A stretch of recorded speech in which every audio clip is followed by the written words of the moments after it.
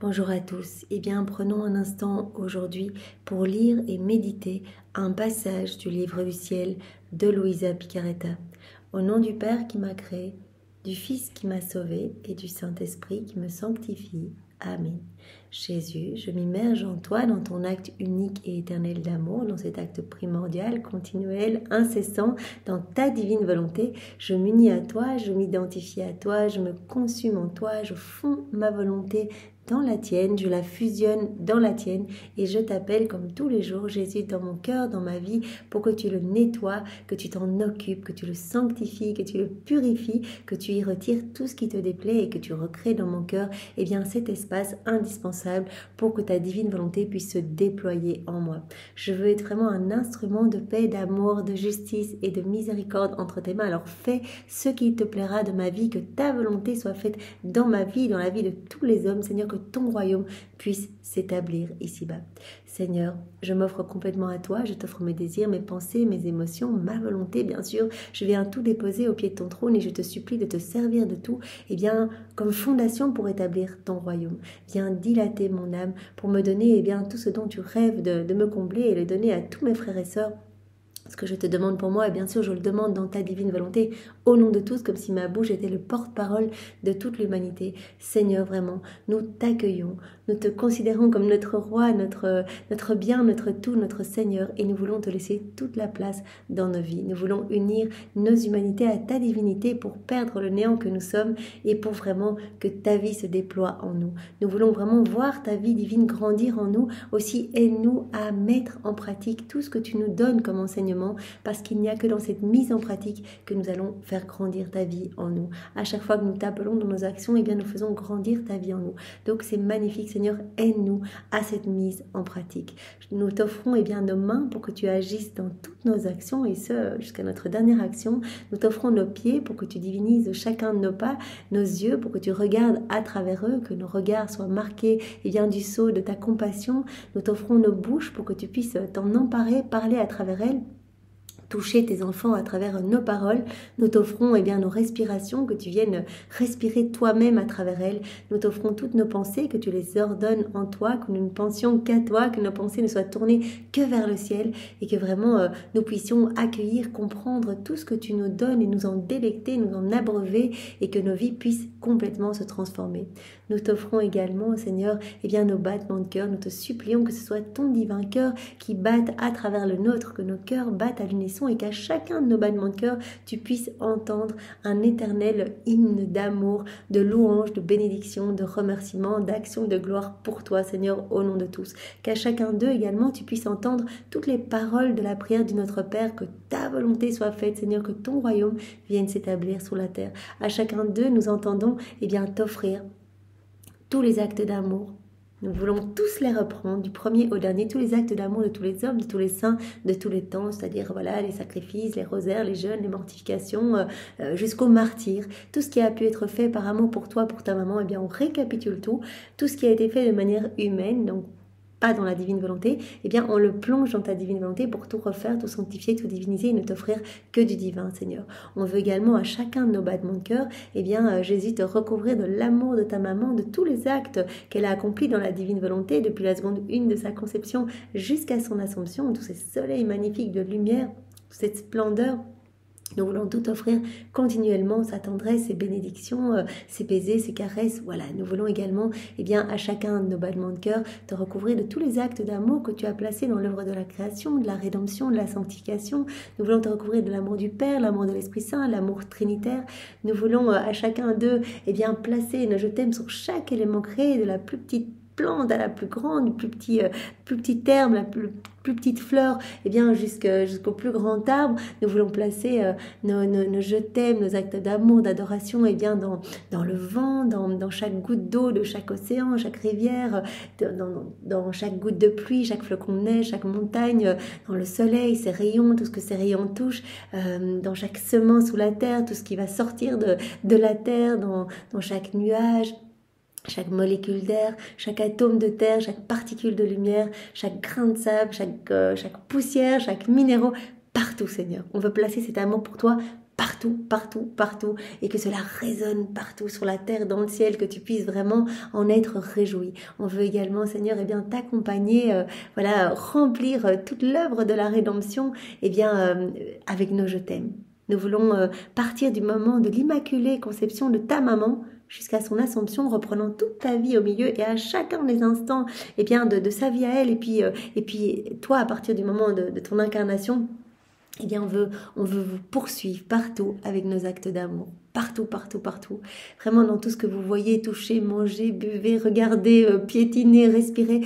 Trouvez nos actes d'amour pour vous, au nom de tous, afin de réparer, de compenser. Nous voulons vous donner à chaque instant la compensation d'amour pour ceux qui ne vous aiment pas, qui ne vous louent pas, qui ne vous bénissent pas. Donc on veut à chaque fois offrir l'acte opposé aux offenses qui vous sont faites. Et on veut pallier ainsi pour tous ces manquements d'amour, tous ces vides d'amour, en devenant ces petites sources de réjouissance pour vous. Alors on veut également placer notre amour, nos actes d'adoration et de louange dans tous les sacrements et particulièrement dans le Saint-Sacrement. Jésus, nous voulons t'accompagner, être près de toi, nous trouver avec toi dans tous les ciboires, dans tous les tabernacles, dans toutes les hosties consacrées. Nous voulons être avec toi, lors de chacune des messes, entre les mains des prêtres pour imprimer nos je t'aime sur chaque hostie, imprimer tous les baisers de ta maman. Nous voulons t'accueillir dans tous les cœurs et nous voulons te serrer dans nos bras, te dire que tu es important pour nous, que nous avons besoin de toi et te demander que vienne s'établir ton royaume. Partout, nous te demandons que s'établisse le royaume de ta divine volonté. Voilà Seigneur, tout cela nous le faisons à chacun de nos battements de cœur. Nous en avons l'intention et tu as dit il suffit d'avoir l'intention et cela se passe réellement, cela se passe en vrai. Alors Seigneur, non seulement nous voulons t'offrir tout cela à chaque battement de nos cœurs, mais également à chaque battement de nos cils, à chacun de nos micro-mouvements, même internes de nos organes, etc. Et nous voulons même remonter dans le passé depuis la seconde 1 de notre conception jusqu'à notre dernier souffle. Que tout soit offrande continuelle pour toi, offrande d'amour, de compensation, de réparation pour toi, pour ta maman. Nous te remercions infiniment, Jésus, pour ce que tu nous as donné. C'est incroyable, toutes ces grâces, ces écrits du ciel. Pour ta maman, Seigneur, merci pour ta maman qui est si douce, si merveilleuse et qui est toujours près de nous. Et avec cette inlassable patience, elle nous relève dans chacune de nos chutes pour vraiment, avec douceur, nous cacher dans son manteau céleste pour nous mettre à l'abri des embûches du démon et nous déposer sur tes genoux, nous déposer dans ton cœur pour que nous soyons consumés par les flammes brûlantes de ton amour. Alors merci pour ta maman chérie. Vraiment, nous l'aimons tellement et nous la reconnaissons au nom de tous comme notre mère, comme notre reine, comme notre maman chérie et vraiment nous te remercions, avec tes propres remerciements, bien sûr Jésus. Alors Jésus, et nous voulons également te remercier pour cet amour que tu as pour chacun de nous. Tu aimes chacun autant que toutes les âmes réunies. Pour ta miséricorde sans borne, tu nous attends, quelles que soient nos chutes, nos faiblesses, nos misères, la noirceur de nos âmes, quels que soient nos péchés.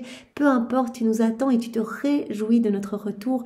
Voilà, quand nous allons nous confesser, tu es comme le papa de ce fils qui revient en haillon et qui revient sale, qui a tout dilapidé, qui a quelque part un petit peu trahi sa famille. Et le papa attend. En fait, tous les jours, il guette et il vient prendre son fils dans ses bras, il le lave de ses larmes. Et toi, Jésus, tu nous laves de tes larmes, tu nous laves de ton sang et tu nous revêts des plus beaux joyaux du ciel. Vraiment, tu nous sanctifies, tu prends nos tas d'ordures que l'on vient te donner. Et c'est pour cela que, en parallèle, nous méditons sur les messages donnés par Jésus à Léandre où il insiste beaucoup sur cet abandon, de venir tout lui apporter. Et c'est dans cet abandon qu'il va pouvoir travailler notre âme pour que vraiment sa divine volonté puisse se travailler, se déployer en nous. Donc, on vient lui amener pour pas que notre esprit, notre cœur soit gangréné par les choses du monde. On lui amène nos misères et lui, il va tout sanctifier, il va tout rendre lumière. Comme il l'a dit à Sainte Faustine, je ferai des plus grands pécheurs les plus grands saints s'ils ont un petit peu foi en ma miséricorde. Un petit peu foi en ma miséricorde, je ferai d'eux les plus grands saints. Eh bien Seigneur, au nom de tous, nous te disons aujourd'hui que nous avons foi en toi, foi en ta miséricorde, que nous t'aimons et que vraiment nous accueillons tout ce que tu veux nous donner, Seigneur. Nous t'ouvrons grand nos cœurs et nous sommes là pour recevoir ce que les autres ne veulent pas. Nous savons que cet amour te brûle, te dessèche, que tu agonises de ne pas pouvoir donner cet amour. Nous le voyons sur la croix. Tous ces actes sont toujours en train de donner. En fait, tout ce que tu as vécu sur la terre, c'est toujours en acte de se donner. Et donc, quand tu agonises sur la croix en disant J'ai soif de votre amour, j'ai soif de pouvoir déverser dans vos cœurs et que tu dis, Père, pourquoi m'as-tu abandonné? Tu t'adresses à chacun de nous en nous disant, mais pourquoi m'abandonnez-vous? Pourquoi m'abandonnez-vous? Et quand tu dis à ton Père, Père, entre tes mains, je remets mon esprit et je remets toutes les âmes. Je veux que toutes les âmes soient sauvées, que toutes puissent recevoir ce que je veux leur donner, que toutes puissent être heureuses. Quant au jardin de Gethsémani, eh bien, tu transpires des gouttes de sang. Tu vois en cette première heure au jardin, eh bien, tu vois tous les manques de retour à ton amour, toutes ces fois où les hommes, à travers les générations, eh bien, vont se servir des éléments de la création sans te remercier, alors que tout est manifestation de ton amour, que tout est un cadeau d'amour pour nous, que nous avons tout reçu pour rester dans cette communication avec toi, avec ton Père, l'Esprit Saint, et que les hommes, par ingratitude et vraiment depuis la chute d'Adam, eh bien, vont se perdre dans le mal et dans les considérations humaines et ne vont pas répondre à ton amour. Alors Seigneur, tu souffres de ne pas pouvoir déverser ton amour. Aussi, nous t'ouvrons grand nos cœurs pour accueillir tout ce que tu veux donner à nous et à tous les autres hommes. Nous voulons tout recevoir, tout accueillir, y placer nos je t'aime et tout te redonner au nom de tous, Seigneur, pour vraiment qu'il y ait ce retour à ton amour au nom de tous. Seigneur, parle maintenant à travers ma bouche, envoie sur chacun de nous ton Saint-Esprit, que ce moment fait en union avec toi puisse avoir des retombées dans tous les cœurs et que tu puisses en être heureux, que tu puisses en être totalement glorifié, Seigneur. Que je ne m'écarte pas de ce que tu veux nous donner et que vraiment tu puisses aujourd'hui brûler les cœurs, mon cœur et tous les cœurs, Seigneur. Merci Jésus. Invoquons l'Esprit Saint comme tous les jours. Viens, Esprit Saint, viens, par la puissante intercession du cœur immaculé de Marie, ton épouse bien-aimée. Viens, Esprit Saint, viens, par la puissante intercession du cœur immaculé de Marie, ton épouse bien-aimée. Viens, Esprit Saint, viens, par la puissante intercession du cœur immaculé de Marie, ton épouse bien-aimée. Le passage que nous allons méditer est celui du 8 décembre 1928. Nous sommes dans le volume 25 et c'est notre sœur Louisa qui parle. Je me demandais pourquoi toute la création a-t-elle exulté et célébré avec tant de joie la reine dans son immaculée conception. Voilà. Louisa, elle a pu voir absolument tout et elle voit qu'au moment où Marie vraiment a été conçue, eh bien, toute la création a exulté de joie. Toute la création a célébré avec tant de joie la reine dans son immaculée conception. Et elle se demande pourquoi. Mon toujours aimable Jésus, se manifestant en moi, me dit « Ma fille, veux-tu savoir pourquoi ? Parce que la divine volonté a eu le commencement de sa vie dans la céleste petite fille et par conséquent le commencement de tous les biens dans toutes les créatures. » Voilà, nous savons. Quand Adam a quitté la divine volonté, lui qui était pleinement dans cette réciprocité d'amour, heureux, il avait tout, divine science, divine connaissance, divine volonté, quand il a quitté, il a tout perdu. Et il a rompu tous les canaux de communication avec son Créateur, avec le ciel. Et donc ses sens se sont obstrués, etc. Il n'a plus répondu à l'amour de Dieu et cela s'est vraiment effiloché. Depuis la chute d'Adam, cela s'est effiloché et les hommes se sont de plus en plus centrés sur eux-mêmes et ont agi dans leur volonté humaine. Donc ils ont perdu cette ressemblance avec leur Créateur. Alors qu'on avait été créé, Adam avait été créé à l'image et à la ressemblance de Dieu, la ressemblance se manifestant dans l'agir, dans les actions. Adam faisait tout vraiment dans la divine volonté, totalement imbibé de Dieu. Il était rempli de divin. Et donc Marie est la première à vivre complètement dans la divine volonté. Donc quelque part, l'Immaculée Conception, la fête de l'Immaculée Conception pourrait s'appeler la fête de la conception de la divine volonté dans la Reine souveraine. Donc depuis la chute d'Adam, la divine volonté qui attendait, qui errait, impatiente de pouvoir se réimplanter dans les âmes, a pu à nouveau se déployer dans la céleste petite Reine. Et par conséquent, le commencement de tous les biens dans toutes les créatures, puisque la divine volonté comprend absolument tout. Il n'est aucun bien dans ma divine volonté qui ne commence, descende ou remonte vers sa source.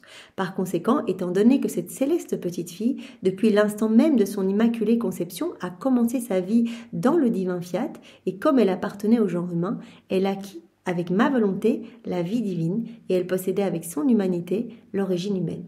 Donc Marie pleinement humaine, mais qui, dès le départ, on l'a vu, a été mise à l'épreuve et a fait l'offrande de sa volonté. Elle a directement offert sa volonté au pied du trône, puisqu'elle avait directement cette divine science, cette divine connaissance. Elle a pu voir les dégâts opérés par Adam en quittant la divine volonté, tous les maux résultant de cette chute. Et donc, dès le départ, elle a fait l'offrande de sa volonté. Et donc, cette vie divine était en elle. donc pleinement humaine, mais avec la vie divine en elle. Et donc, elle avait ainsi le pouvoir d'unir le divin et l'humain. Donc, Marie, dès l'instant 1 de sa conception, eh bien, quelque part, réunissait le ciel et la terre. Elle remettait en harmonie le ciel et la terre. Elle remettait de l'ordre dans toutes les choses créées. Puisque vraiment, initialement, c'était le plan de Dieu, et bien que l'homme, c'est le plan de Dieu d'ailleurs de toute éternité, que l'homme soit pleinement connecté à Dieu et que l'homme soit dans cette unité du divin vouloir, vraiment dans cette unité avec chaque élément de la création. Donc Marie, en venant, eh bien, par sa conception immaculée, eh bien, quelque part, elle réunit le ciel et la terre. Elle remet de l'harmonie entre le ciel et la terre. Et elle rendit à Dieu ce que l'homme ne lui avait pas donné et lui déniait, qui était sa volonté. Elle a fait l'offrande de sa volonté, ce que l'homme, depuis la chute d'Adam, lui avait dénié. L'homme vivait dans sa volonté propre. Et elle donna à l'homme le droit de pouvoir monter vers l'étreinte de son Créateur. Avec la puissance de notre fiat qu'elle avait en son pouvoir, elle réunit Dieu et les hommes. Voilà. C'est pourquoi toute la création, le ciel et la terre, et même l'enfer, ont ressenti dans l'immaculée conception de cette petite Vierge, nouvelle-née dans le sein de sa maman, la force de l'ordre qu'elle plaçait dans toute la création. Donc dès le départ, eh bien, toute la création a pu ressentir voilà, cet ordre se rétablir. C'était le chaos depuis la chute d'Adam. Voilà, l'homme n'était plus du tout dans cette unité avec les éléments créés. Et Marie, voilà, pleinement humaine bien sûr, avec cette vie divine en elle, eh bien, quelque part, et complètement rétablissait cet ordre entre le ciel et la terre. Et tous ont pu ressentir vraiment cet ordre. Voilà, c'est pourquoi toute la création, le ciel et la terre, et même l'enfer ont ressenti dans l'immaculée conception de cette petite Vierge nouvelle-née, dans le sein de sa maman, la force de l'ordre qu'elle plaçait dans toute la création. Avec ma volonté, elle s'est associée à tous comme leurs sœurs, elle les embrassa tous, elle aima tout et tous. Comme elle possédait la divine volonté, ou absolument tout, et bien quelque part, elle embrassait tous les hommes, elle réparait pour tous, etc. Elle aima tout et tous se languissaient d'elle, l'aimaient et se sentaient honorés d'adorer la divine volonté dans cette créature privilégiée. Voilà, chaque élément de la création. D'ailleurs, on a pu le lire dans le mois consacré à Marie, reine du royaume de la divine volonté. Elle explique que voilà, en fait, toute la création voulait la suivre. Voilà, à sa naissance, elle était toute petite, même à 3 ans, quand elle partait pour être offerte au temple par ses parents. Eh bien, si Dieu n'avait pas imposé aux éléments de rester là où ils étaient, ils auraient tous voulu suivre leur reine, en fait, parce qu'ils sentaient cette vie divine en la Vierge Marie. Ce qu'ils ne sentaient pas dans les autres hommes ayant quitté la divine volonté. Voilà, tous se languissaient d'elle, l'aimaient et se sentaient honorés d'adorer la divine volonté dans cette créature privilégiée. Comment toute la création ne pouvait-elle pas célébrer? En fait, jusqu'à cet instant, l'homme avait été le désordre parmi toutes les choses créées. Aucun n'avait eu le courage, l'héroïsme de dire à son Créateur « Je ne veux pas connaître ma volonté, je te la donne en cadeau. Je ne veux comme vie que ta divine volonté. » Donc depuis la chute d'Adam jusqu'à Marie, aucun homme n'avait vécu dans la divine volonté, n'avait fait l'offrande de sa volonté totalement. Mais cette Sainte Vierge a donné sa volonté afin de vivre dans la volonté divine, et par conséquent toute la création a ressenti le bonheur de l'ordre qui à travers elle lui était rendu. Et les cieux, le soleil, la mer et toutes choses rivalisèrent entre eux pour honorer celle qui, en possédant mon fiat, donnait le baiser de l'ordre à toutes choses créées. C'est très beau, donc... Marie, voilà, directement, quand elle a été conçue dans le sein de sa maman, on sait que voilà, sa conception, eh bien, c'est une union, elle a été conçue dans l'union de la mère de MER, de puissance du Père, de sagesse de Jésus et d'amour de l'Esprit Saint. Donc elle a été conçue dans cette mère, elle a fait l'offrande de sa volonté, et donc vraiment, elle a rétabli l'ordre en fait, en donnant sa volonté au profit de la divine volonté, elle a rétabli l'ordre. C'est comme si elle donnait le baiser de l'ordre à toutes les choses créées. Et ma divine volonté plaça entre ses mains le sceptre de la reine divine et entoura son front de la couronne du commandement, faisant d'elle l'impératrice de tout l'univers. Je me sentais ensuite annihilée en moi-même. Les longues privations de mon doux Jésus me laissaient sans vie. Elles ont brûlé le petit atome de mon existence qui exposait continuellement aux brûlants rayons du soleil du divin fiat, sans toutes ses humeurs asséchées en lui-même, et tout en brûlant, jamais ne meurt ni se consume. Donc vraiment, elle sent continuellement ces rayons de lumière, de feu qui vraiment la consument complètement. Elle sent cette vie divine en elle. Et voilà, elle se sent toute consumée en fait. Je me sentais ainsi non seulement opprimée, mais défaite. Et mon doux Jésus, mais elle a besoin de voir Jésus physiquement et elle sent ce feu, comme elle le dit ici, je me sens comme un petit atome qui est exposé continuellement aux brûlants rayons du soleil divin, du soleil du divin fiat, et qui sent toutes ses humeurs asséchées. Je me sentais non seulement opprimée, mais défaite. Et mon doux Jésus, comme s'il voulait me réconforter, se manifesta en moi, et me donnant un baiser, il me dit: Ma fille, ne perds pas courage, au contraire, je veux que tu te réjouisses de ta bonne fortune, que ma divine volonté, en te revêtant et en te transperçant, te débarrasse de toutes tes humeurs humaines. C'est le travail que Jésus veut accomplir en chacun de nous, que la Trinité veut accomplir en chacun de nous. Vraiment, le plan de Dieu de toute éternité, c'est qu'il n'y ait plus rien d'humain en nous, mais qu'il n'y ait que du divin. Et donc, ces rayons brûlants à chaque acte que nous faisons dans la divine volonté, eh bien, ces actes deviennent comme des soleils. Vraiment, on laisse la divine volonté opérer en nous. Il y a plus de lumière en nous. C'est comme si, voilà, Jésus arrachait des mauvaises choses en nous pour laisser la place à sa lumière. Cette lumière nous consume complètement, nous transperce et nous débarrasse de toutes nos humeurs humaines, pour nous donner en échange les humeurs de lumière divine. C'est tellement beau. Donc, Dialouza, ne te décourage pas. Ce que tu ressens là, c'est vraiment le travail en profondeur de décapage. Je veux qu'il n'y ait plus rien du tout d'humain en toi. Et tous les hommes après toi, tous ces petits maillons qui vont te suivre. C'est aujourd'hui la fête de l'Immaculée Conception.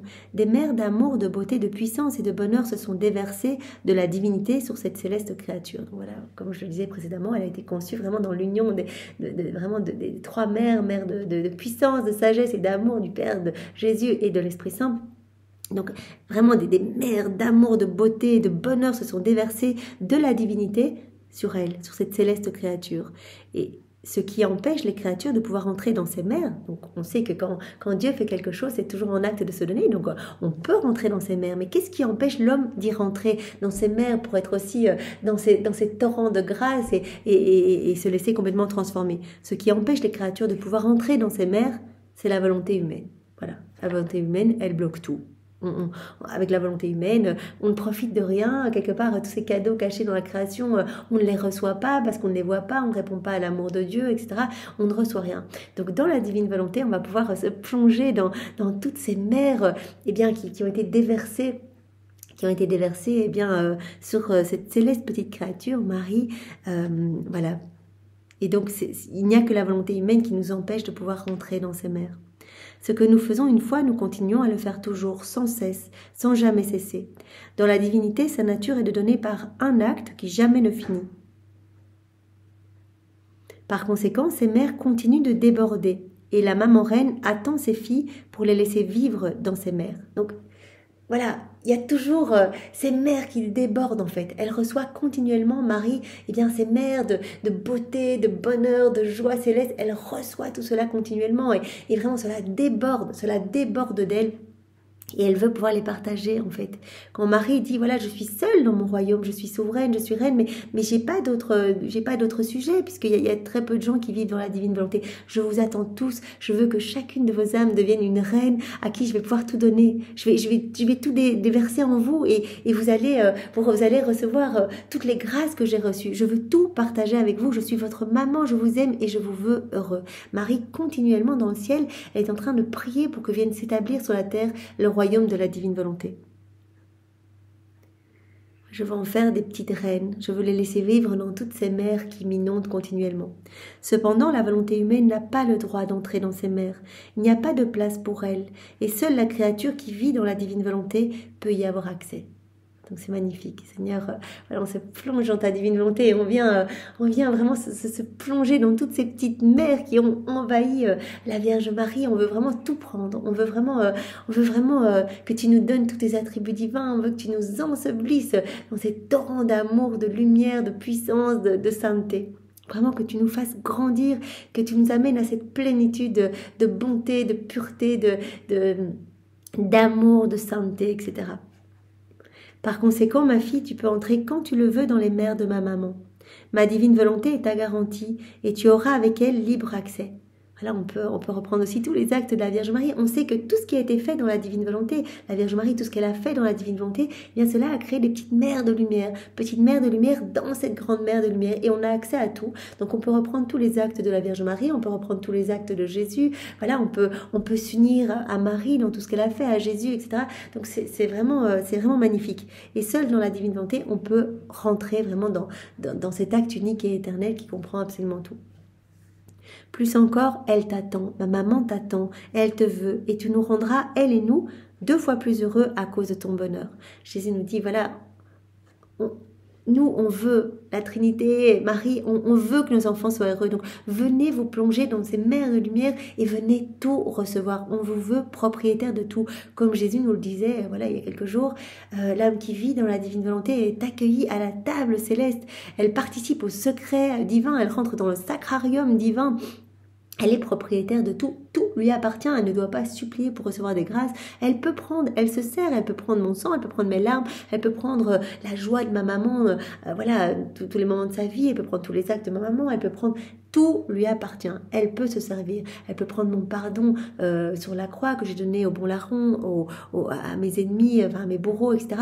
Elle peut prendre ce pardon, elle peut le faire sien, elle peut aller le déposer dans tous les cœurs, elle peut prendre ma paix, ma patience, aller déposer tout cela dans tous les cœurs, etc. Tout lui appartient. Nous sommes plus heureux en donnant. Donc Jésus dit, on est impatient que les hommes viennent se servir en fait. On est plus heureux en donnant. Et lorsque la créature ne prend pas nos biens, elle étouffe en nous le bonheur que nous voulons lui donner. Cela rejoint, voilà ce que je disais précédemment, Jésus au jardin de Gethsémani, Jésus sur la croix qui étouffe, qui agonise de ne pas pouvoir donner. Elle étouffe en nous le bonheur. Donc Jésus asphyxie de ne pas pouvoir donner. Il nous voit malheureux, il nous voit en guenille, il nous voit à 4 pattes en train de vraiment le regard fixé sur nos pieds, vraiment alors qu'il nous attend vraiment debout comme enfant de lumière, comme enfant de Dieu, le regard fixé vers Dieu, etc. Donc il est malheureux de voir notre condition que nous sommes choisis par notre déconnexion avec son divin vouloir. C'est pourquoi je ne veux pas que tu te sentes opprimé. C'est aujourd'hui la plus grande fête, parce que la divine volonté prenait vie dans la Reine du ciel. Jésus dit en fait la fête de l'Immaculée Conception de ma maman, c'est une des plus grandes fêtes, parce que c'est la conception de la divine volonté dans la Vierge Marie.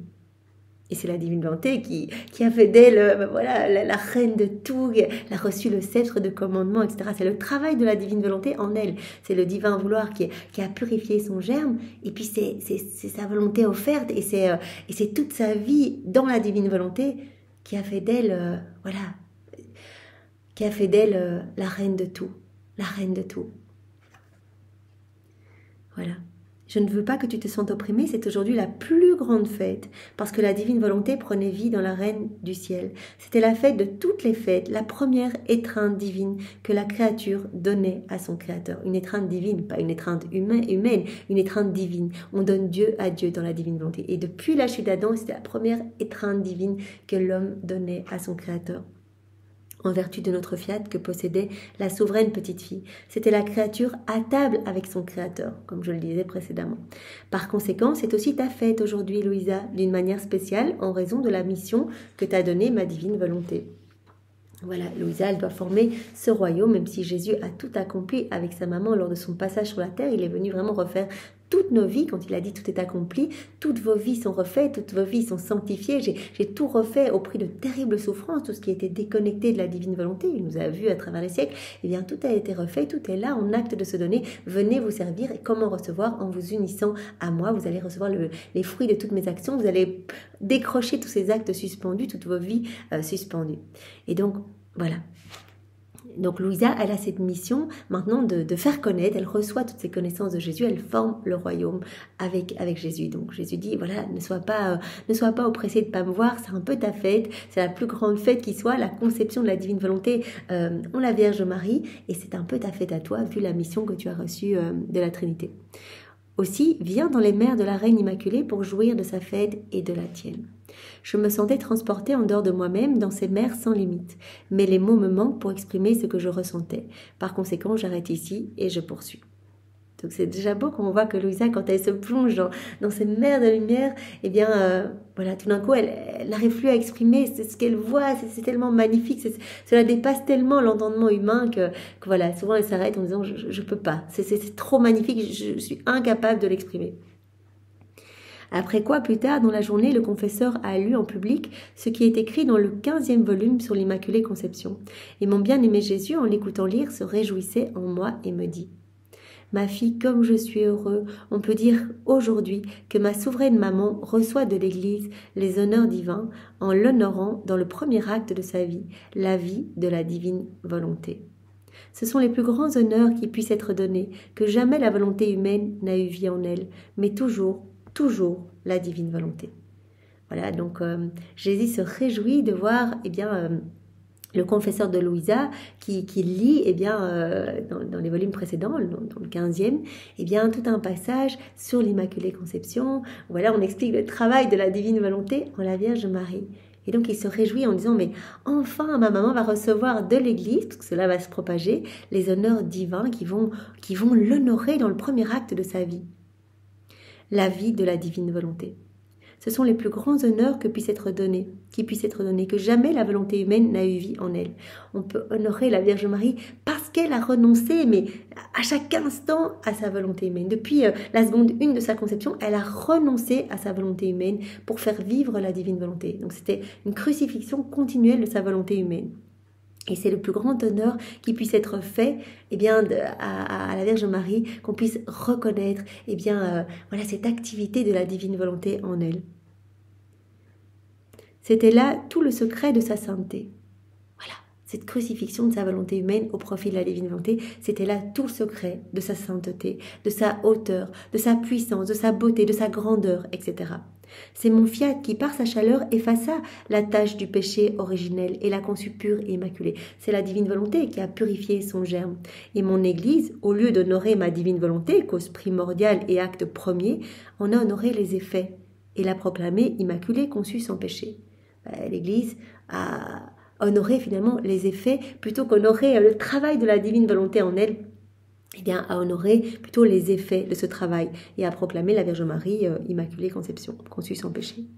On peut dire que l'Église lui a rendu des honneurs humains, mais non des honneurs divins qu'elle méritait, à juste titre, parce qu'une divine volonté vivait continuellement en elle. Donc on voit bien, ce que cela opère, le travail de la divine volonté. C'est pour cela que ce livre de Marie, nous devrions le lire tous les jours. Voilà, une petite méditation par jour, tous les jours, nous abreuver, c'est une page ou deux où Marie vraiment nous apprend, en la prenant par la main, à avancer sur ce chemin vraiment de la divine volonté, à accueillir ce don et à nous unir à son Fils. Vraiment à laisser la divine volonté travailler en nous. Elle nous montre combien c'est la divine volonté qui a tout fait en elle. La divine volonté vivait continuellement en elle. Et cela fut une tristesse pour moi et pour elle, parce que je n'ai pas reçu de mon Église les honneurs d'une divine volonté vivant dans la Reine du ciel. Et elle ne reçut pas les honneurs qui lui étaient dus, du fait qu'elle avait donné en elle-même le lieu où formait la vie du fiat suprême. Elle n'a pas reçu ces honneurs-là, on a juste honoré son Immaculée Conception, quelque part les effets, mais l'Église n'a jamais honoré, parce que n'était pas au courant, n'a jamais honoré, tout ce travail de la divine volonté en la Vierge Marie et vraiment c'est la divine volonté qui a purifié le germe de la Vierge Marie. Donc quelque part son Immaculée Conception, c'est l'effet du travail de la divine volonté. Elle ne reçut pas les honneurs qui lui étaient dus au fait qu'elle avait donné en elle-même le lieu où formait la vie du fiat suprême. Par conséquent, aujourd'hui, en faisant connaître que tout en elle était le prodige de ma volonté et que tous ces autres privilèges et prérogatives venaient en deuxième lieu, comme conséquence des effets de cette divine volonté qui la dominait, on peut dire qu'aujourd'hui, c'est avec décorum, gloire et magnificence divine qu'est célébrée la fête de l'Immaculée Conception. Voilà, Jésus se réjouit de voir le confesseur et il se dit voilà c'est le premier et il va y avoir une suite de prêtres et mon Église va pouvoir reconnaître avec décorum et avec un honneur divin le travail de la divine volonté dans ma chère maman.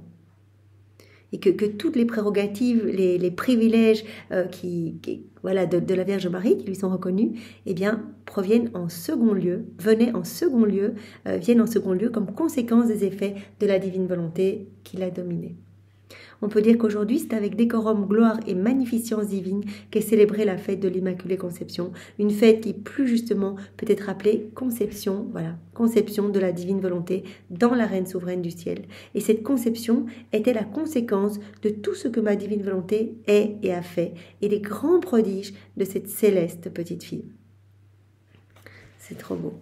Après quoi, avec une insistance plus tendre, il ajouta: ma fille, comme il est beau et délicieux de voir cette céleste petite fille, même à partir de son immaculée conception, on regardait et on voyait sa petite terre prise de la souche humaine. Et dans cette petite terre, on pouvait voir le soleil de notre éternelle volonté, qui, comme elle était incapable de le contenir, débordait et s'étendait pour remplir le ciel et la terre. Dès le départ, dès l'instant 1 de sa conception, bien la Trinité pouvait voir, voilà, comme le petit germe de Marie provenant, voilà, comme une petite terre humaine. Et bien, cette petite terre étant limitée, accueillait toutes ces mers de lumière, de splendeur, etc., toute cette beauté, cette magnificence, accueillait. Et comme cette petite terre était limitée, voilà, c'est ce petit contenant humain. Notre âme aussi, on ne peut pas tout enclore. Et cette source, voilà, tout ce qui provenait de cette source, voilà, cette source étant illimitée, eh bien, elle accueillait ce qu'elle pouvait, et tout ce qu'elle ne pouvait pas accueillir, eh bien, débordait complètement de cette petite terre.